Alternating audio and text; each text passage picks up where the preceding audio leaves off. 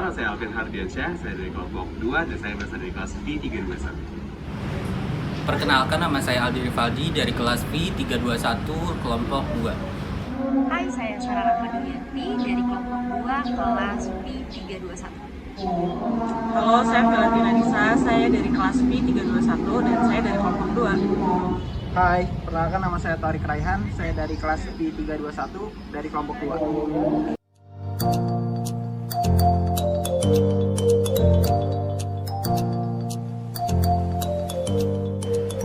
Saya akan sedikit menjelaskan mengenai viktimologi. Viktimologi berasal dari bahasa Yunani, yaitu artinya victima yang berarti korban, dan logos yang berarti ilmu. Secara terminologis, viktimologi yaitu berarti studi yang mempelajari mengenai korban dan sebab-sebab timbulnya korban yang merupakan kenyataan dari sosial. Viktimologi pertama kali dikemukakan secara formal pada tingkat nasional, yaitu dalam forum seminar Kriminologi 3 yang dilaksanakan di Universitas Diponegoro dan Markas Besar Kepolisian Republik Indonesia. Dan yang menjadi pokok pembahasan dalam forum seminar tersebut adalah yaitu mengenai bagaimana kedudukan korban dalam tindak pidana.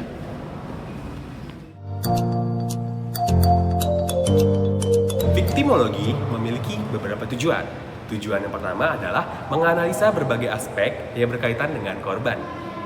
Yang kedua adalah berusaha memberikan penjelasan mengenai sebab-musabab terjadinya viktimisasi. Dan tujuan viktimologi yang terakhir adalah mengembangkan sistem tindakan guna mengurangi penderitaan manusia. Viktimologi memiliki beberapa fungsi. Yang pertama fungsinya adalah mempelajari sejauh mana peran korban dalam terjadinya tindak pidana. Lalu mempelajari bagaimana peran pemerintah supaya turut andil dalam menyelesaikan persoalan korban ini. Fungsi yang kedua dari viktimologi adalah memberikan pengetahuan lebih banyak mengenai korban akibat tindakan manusia yang menyebabkan kekerasan fisik, mental, dan psikis. Fungsi yang kedua dan manfaat yang terakhir dari viktimologi adalah memberikan sumbangsih pemikiran untuk menyelesaikan kasus-kasus viktimisasi yang terjadi. So guys, jadi kesimpulannya viktimologi adalah sebuah ilmu dasar yang mempelajari mengenai korban-korban yang terjadi dalam sebuah tindak kriminal. Seperti itu. Jadi selesai menjelaskan mengenai viktimologi, sekarang kita akan masuk ke materi yang kedua.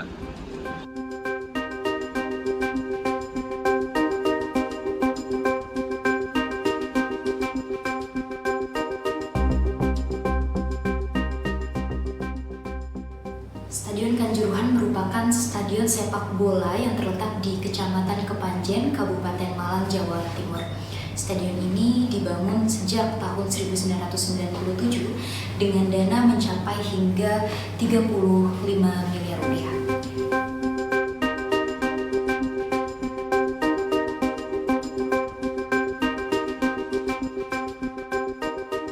Pada tanggal 9 Juni 2004, stadion ini mulai diresmikan penggunaannya. Kapasitas penonton pada stadion ini berjumlah 30.000 hingga 38.000 penonton. Dan Stadion Kanjuruhan merupakan rumah bagi tim kesebelasan sepak bola Arema FC yang bermain di Liga 1 dan Perseka Metro FC yang bermain di Liga 3. Sebelumnya Stadion Gajayana Kota Malang merupakan tempat atau kandang lama bagi Arema FC sebelum akhirnya berpindah ke Stadion Kanjuruhan.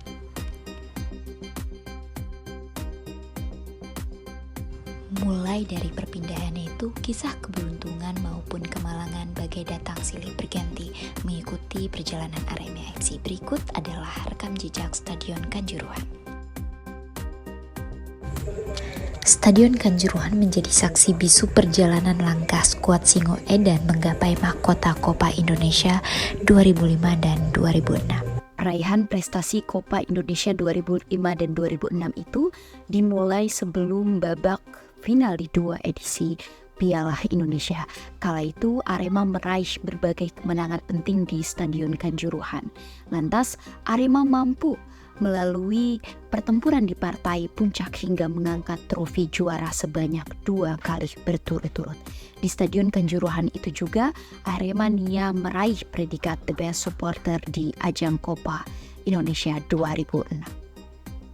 Saudara Anda kembali menyaksikan tengah menantikan siaran pertandingan antara Persija melawan Arema dalam Stadion Kanjuruhan pernah ditahbiskan sebagai kampiun kompetisi sepak bola kasta tertinggi bertajuk Indonesia Super League atau ISL 2009-2010.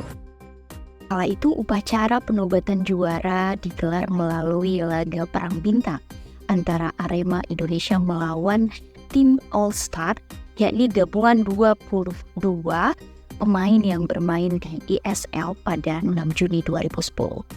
Arema sebagai juara ISL mesti takluk dengan skor tipis 4-5. Ketika laga berakhir, kiper Arema Kurnia Mega Hermansyah diganjar gelar pemain terbaik ISL 2009-2010 di stadion ini. Selain gelar juara tersebut, Panpel Arema juga mendapatkan gelar Panpel terbaik dalam ISL 2009-2010. Berkat kerjasama yang baik dengan Arema Nia, Panpel Arema mampu mencatatkan rataan penonton tertinggi se-Asia Tenggara untuk musim kompetisi 2009-2010 dan 2010-2011.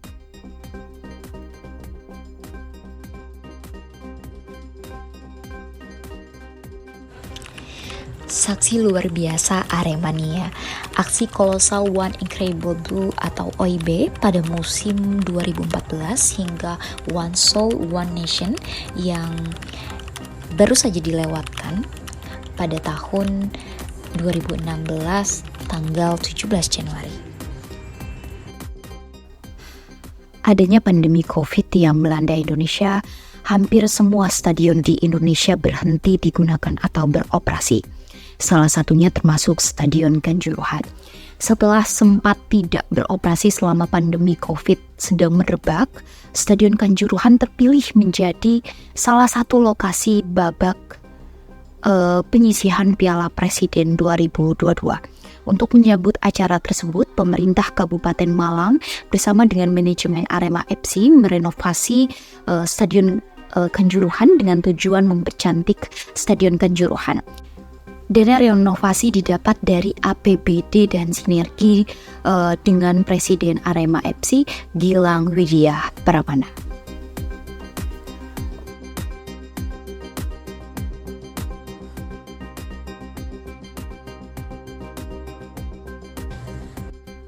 Pada 1 Oktober 2022 menjadi catatan kelam bagi dunia sepak bola Indonesia, termasuk bagi Stadion Kanjuruhan itu sendiri. Berawal dari insiden penghimpitan kerumunan yang fatal terjadi pasca pertandingan sepak bola di Stadion Kanjuruhan, menyusul kekalahan tim tuan rumah Arema FC dari rivalnya Persebaya Surabaya. Sekitar 3.000 pendukung Arema memasuki lapangan. Hal demikian menjadi pemantik hingga kericuhan terjadi. Dengan demikian, tragedi Kanjuruhan menjadi salah satu tragedi kerusuhan supporter sepak bola yang terburuk dalam catatan sejarah Indonesia. Dengan terjadinya tragedi tersebut, Stadion Kanjuruhan Malang menjadi saksi bisu atas meninggalnya ratusan supporter Aremania usai tim kesayangan mereka Arema Malang takluk 2-3 melawan Persebaya Surabaya.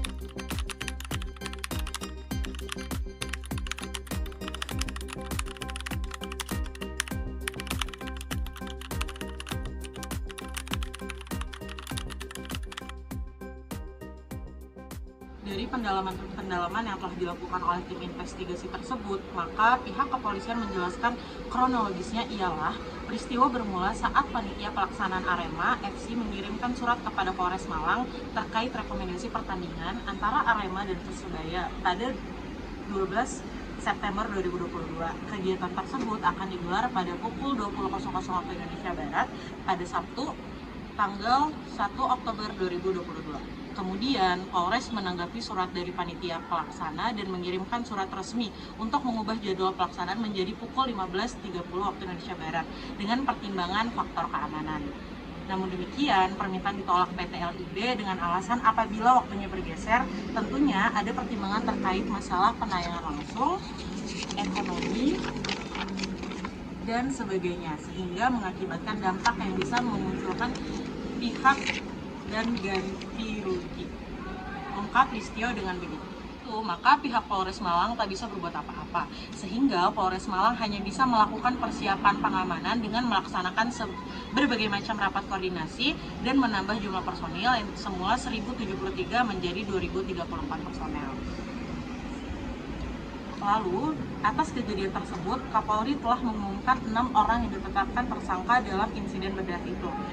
Para tersangka itu 3 sipil dan 3 anggota polisi. Mereka ialah, yang pertama, Direktur Umum PT Liga Indonesia Baru atau LIB, Ahmad Hadian Lukita. Yang kedua, Ketua Panitia Pelaksana Arema Malang, Abdul Haris. Yang ketiga, Kepala Bagian Operasional Polres Malang, Kompol Wahyu Setio Pranoto. Yang keempat ada Kasat Samapta Polres Malang, AKP Bambang Sidik Ahmadi. Yang kelima ada Komandan Kompi Brimob Polda Jawa Timur, AKP Hasdarman. Dan yang keenam ada Security Steward Suko Sutrisno. Untuk materi selanjutnya akan dibacakan oleh teman saya, Aldi Rivaldi. Baik, selanjutnya saya akan menjelaskan mengenai inti kasus dari adanya tragedi Kanjuruhan. Sepak bola adalah salah satu olahraga paling populer di Indonesia, di mana para pecinta sepak bola akan berusaha menyaksikan pertandingan secara langsung di stadion ketika tim kesayangannya bertanding. Namun pertandingan tentunya memiliki high risk atau potensi besar menyebabkan kerusuhan. Banyak sekali tragedi kerusuhan atau kekerasan yang mengakibatkan meninggalnya supporter tanah air. Dan baru-baru ini Indonesia dikejutkan dengan kabar tragedi Kanjuruhan yang mengakibatkan korban meninggal hingga berjumlah lebih dari 130 jiwa yang didapat dari berbagai sumber media dan berita televisi. Setelah selesai pertandingan Liga 1 antara Arema dan Persebaya yang berakhir untuk kemenangan tim tamu Persebaya Surabaya, yang kemudian para supporter pendukung Arema yang merasa kecewa berusaha untuk masuk ke lapangan dan mendekati tim kesayangannya, yang kemudian menurut berbagai sumber supporter tersebut dianggap melakukan tindakan anarkis yang kemudian memaksa pihak kepolisian untuk menembakkan gas air mata untuk mengurai dan mencegah oknum supporter untuk masuk ke lapangan. Di samping dari kejadian tersebut, yang perlu ditekankan di sini adalah apakah ada peristiwa pidana atau perbuatan melawan hukum terkait tragedi Kanjuruhan tersebut, dan siapakah yang bertanggung jawab atas meninggalnya lebih dari 130 jiwa korban tersebut. Menurut kami, harus ada orang atau pihak yang bertanggung jawab atas peristiwa tersebut. Bukankah Indonesia adalah negara hukum, sebagaimana amanat dari Undang-Undang Dasar 1945 Pasal 1 Ayat 3? Maka sudah sepantasnya bagi siapapun yang melakukan perbuatan yang bertentangan dengan hukum harus mendapatkan hukuman. Dalam hal ini adalah pemberian sanksi pidana. Terlebih perbuatan penembakan gas air mata menyebabkan kepanikan, sehingga menimbulkan orang berhimpit-himpitan untuk bisa keluar di pintu yang sama, sehingga mereka kekurangan oksigen dan bahkan terinjak-injak sehingga terjadinya meninggal. Timbul pertanyaan, apakah ada unsur perbuatan tindak pidana bagi aparat kepolisian yang telah menembakkan gas air mata tersebut sehingga menyebabkan kematian pada tragedi tersebut? Dalam peristiwa Kanjuruhan, bagaimana sih tindakan kepolisian berkaitan dengan tindakan polisi dalam kejadian? Merujuk pada pasal 19 FIFA Stadium Safety and Security Regulation telah menyatakan bahwa senjata api dan gas pengendali massa tidak diperbolehkan dibawa atau digunakan. Tetapi dalam hal ini, pihak kepolisian menggunakan gas air mata untuk membubarkan massa. Akibatnya, supporter menghindar tidak terkendali, sehingga harus mengorbankan penonton lain dengan menginjak-injak. Selanjutnya, bagaimana sih kewajiban penyelenggara? Pihak FIFA menyebut sekurang-kurangnya harus ada 3 elemen dalam prosedur keamanan pertandingan, yaitu kepolisian, penasihat senior keamanan nasional, dan petugas keamanan. Merujuk pada Undang-Undang Nomor 24 Tahun 2007 tentang penanggulangan bencana, dijelaskan bahwa mitigasi adalah serangkaian upaya untuk mengurangi resiko bencana, baik melalui pembangunan fisik maupun penyadaran dan peningkatan kemampuan menghadapi ancaman bencana. Sebelum pertandingan, seharusnya ada pengumuman dari announcer tentang jalur evakuasi jika terjadi bencana. Misalnya saat kita naik pesawat, selalu sebelum tentang terbang, kita sebagai penumpang mendapatkan informasi mitigasi. Dalam menentukan siapa yang bertanggung jawab dalam hal ini atas kejadian tersebut, terdapat asas atau teori yang bernama teori kausalitas dalam hukum pidana, yaitu teori conditio sine qua non, yang berarti semua pihak yang terlibat dalam suatu peristiwa yang menjadi penyebab atau syarat terjadinya suatu akibat harus bertanggung jawab atas akibat yang ditimbulkan.